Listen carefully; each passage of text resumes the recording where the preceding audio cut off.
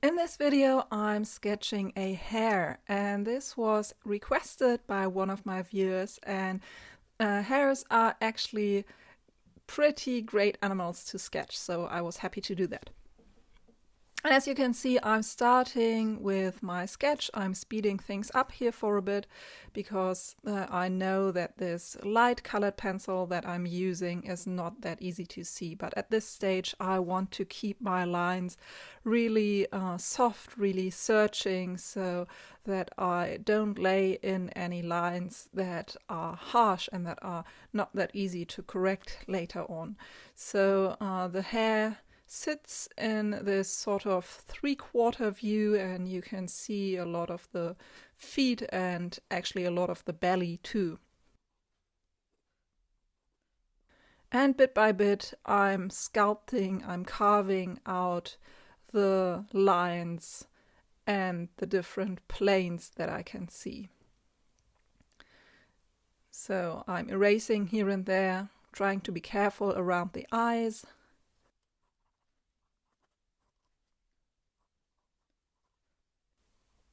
And then I'm switching to my watercolors. And I'm painting on cotton paper here, so this gives me the ability to manipulate the paint a lot. And I'm using a version, this is actually not burnt sienna here, but it is maroon brown, and this is a very interesting version of a burnt sienna tone.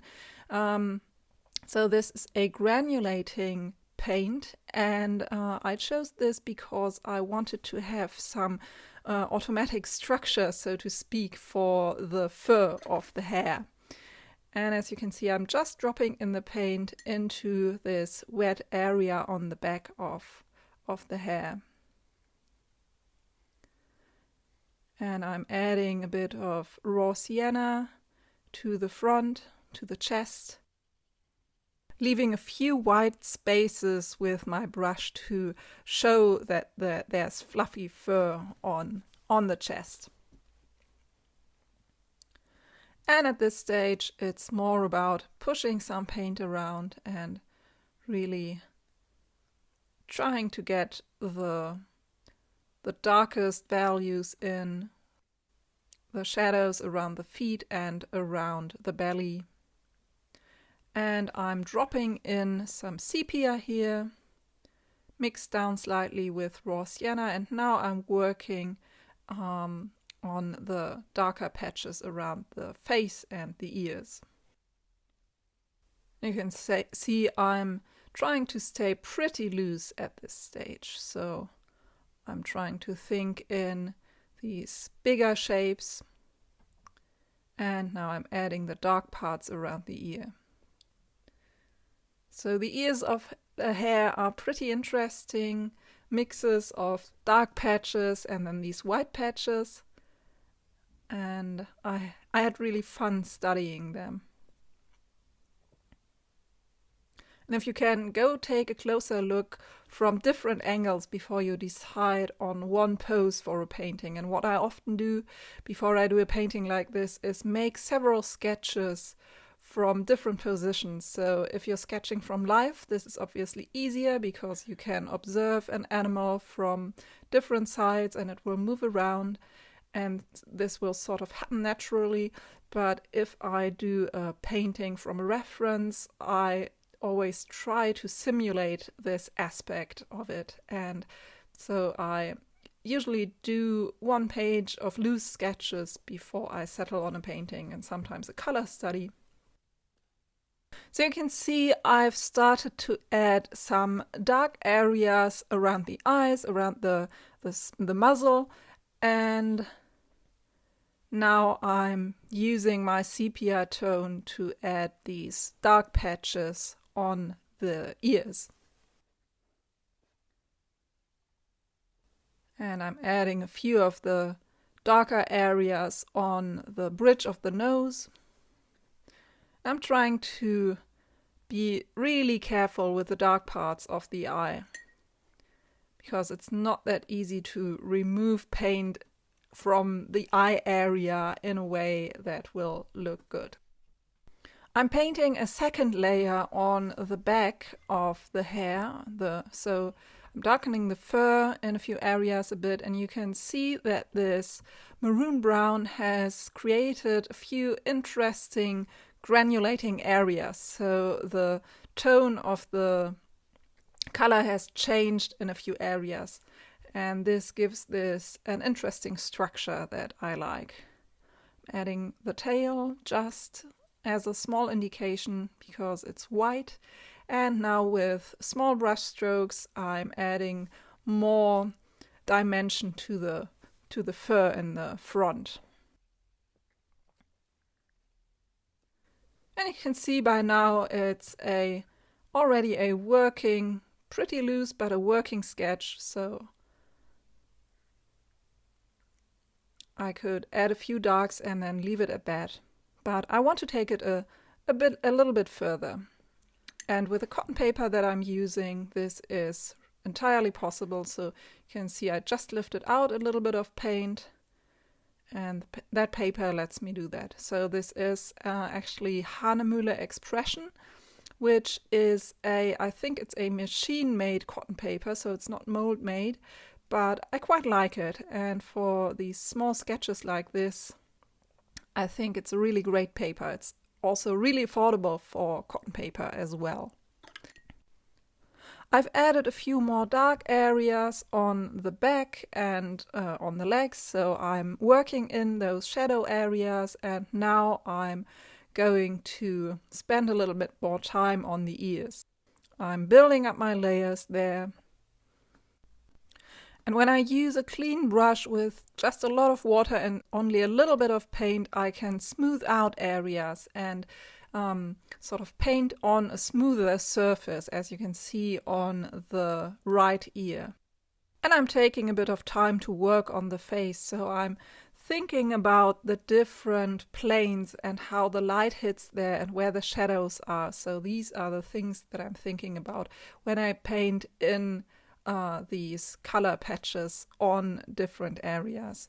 Always thinking about how does this look as a three-dimensional form, and how can I achieve an effect that will sort of complement this.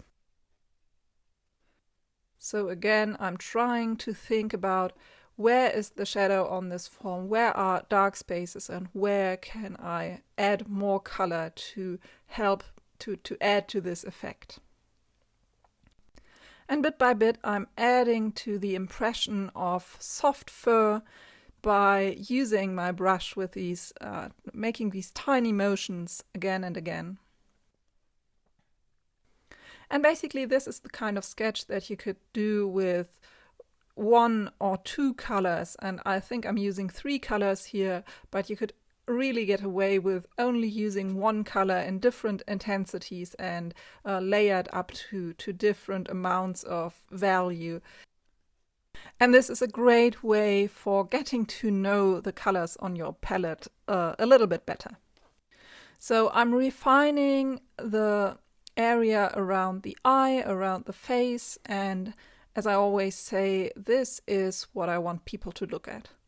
Now I'm bringing out my colored pencils to work on the smaller details a little bit more, and I'm adding the impression of fur by using the colored pencils in small strokes.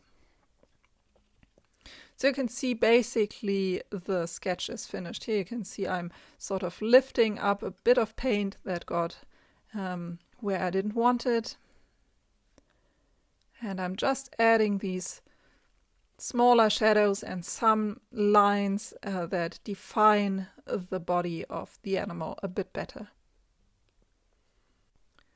Now I'm painting on a bit of white around the eye. So there's this sort of ring around the eye that continues down to the nose, which is in this sort of creamy white color, and I want to make sure that this comes out a bit better in my sketch. Also around the ears.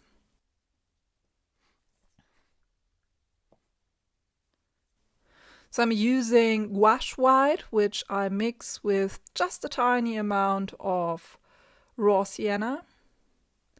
You can see I will go over this area in a minute again when this has dried. And as I'm waiting for this, I'm adding a few more textural effects on the body of the animal. So hares are pretty amazing animals. I'm always happy when I see one outside, and they're actually not that common anymore, at least here in Germany.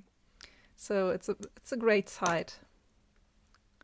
And here you can see I'm trying to make these bold strokes with my white, with my mix white, just to give the face more definition and the area around the eyes. Adding these little hairs around the ear. And I'm putting a highlight into the eyes so that this will look like a living, breathing animal. And now with my small brush, I'm taking up a little bit of sepia and I'm refining the dark areas around the eye, around the nose. And essentially the sketch is almost finished. I'm adding back in a bit of dark around the ear.